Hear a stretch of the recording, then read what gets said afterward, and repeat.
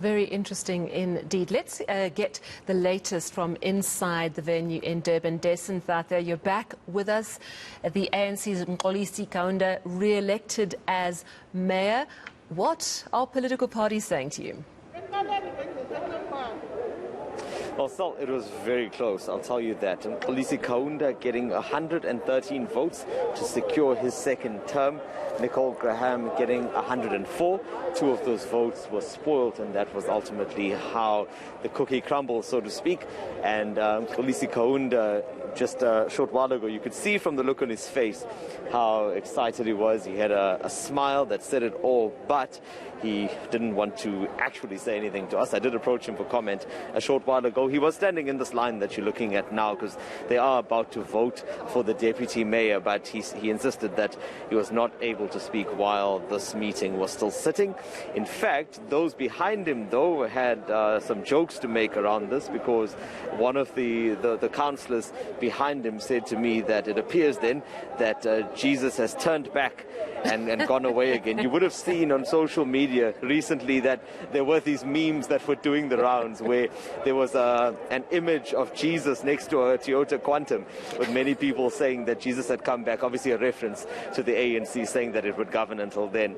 And now they're all smiles in the line here, saying that Jesus had turned back at Montrose, to quote one of the councillors that was here in the line.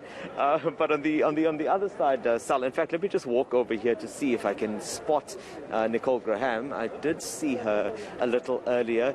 She, as I said, had come quite close. Sally, just bear with me, because some of the councillors here may not be able to speak to us while the voting is underway, but I just want to give it a bash if I can. But nevertheless, there she is over here. Let me just see if I can get in a word with her. Nicole Graham? Hello.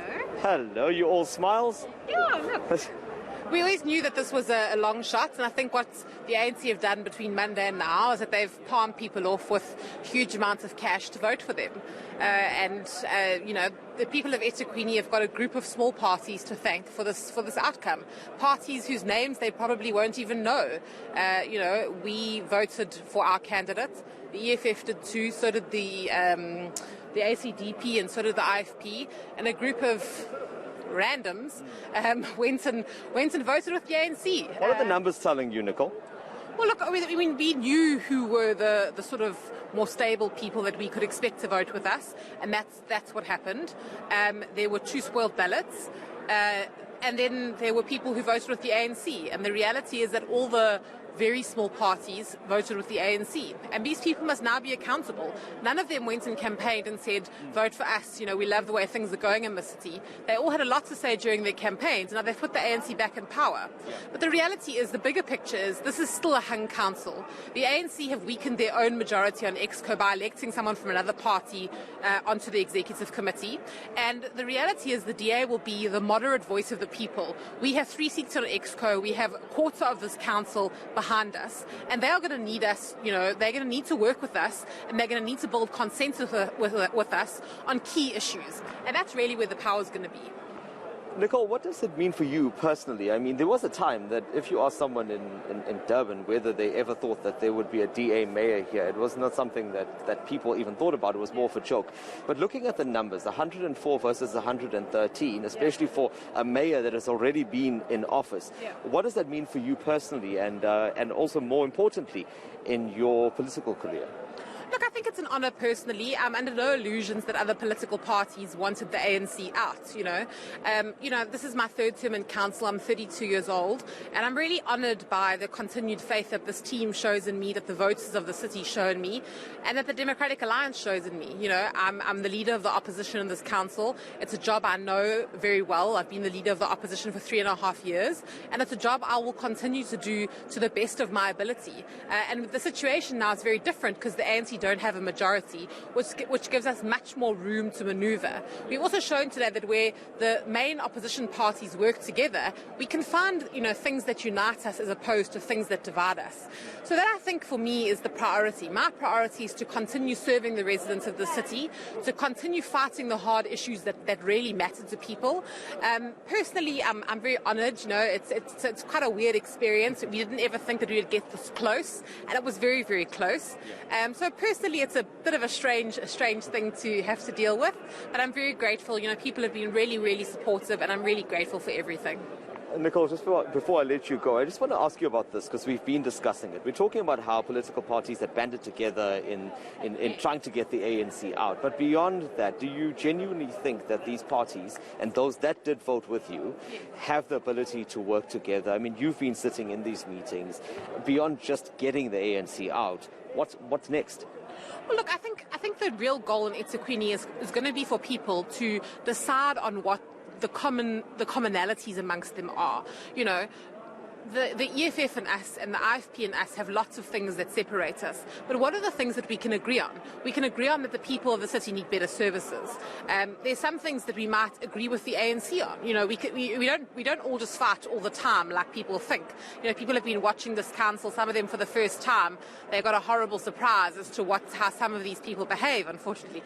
But the reality is we have to now, keep our values and principles close to our hearts, never stray from them, but also be willing to work, in a way that is open and is accepting, and in a way that tries to find solutions as opposed to find problems. And I think that's the future of politics in this country. It's to say, where can we agree, how can we agree, and how can we build better communities for everyone, regardless of whether or not we disagree on other issues. This is local government. It's about how we deliver services to people.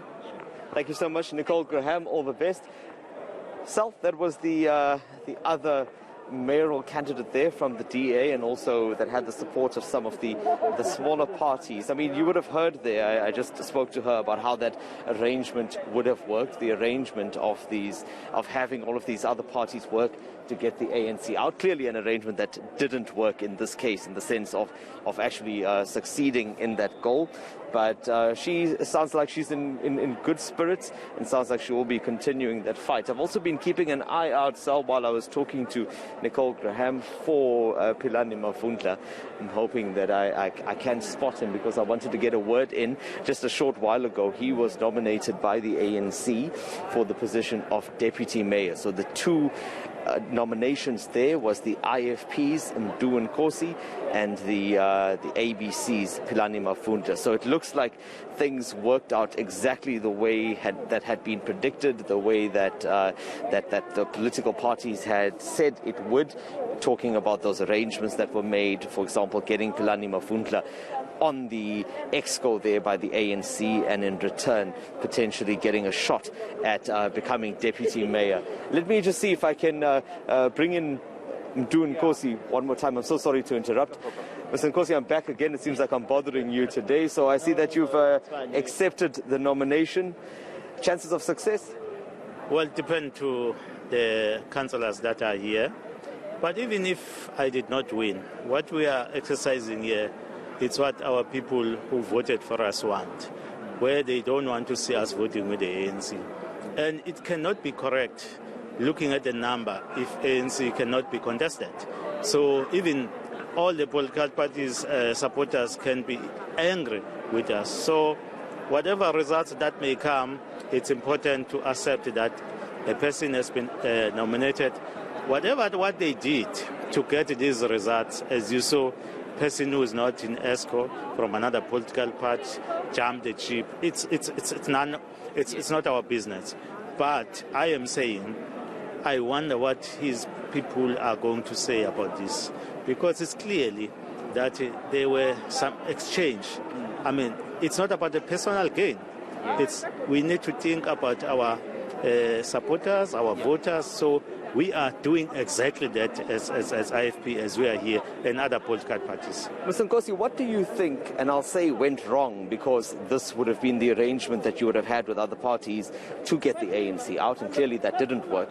What do you think went wrong?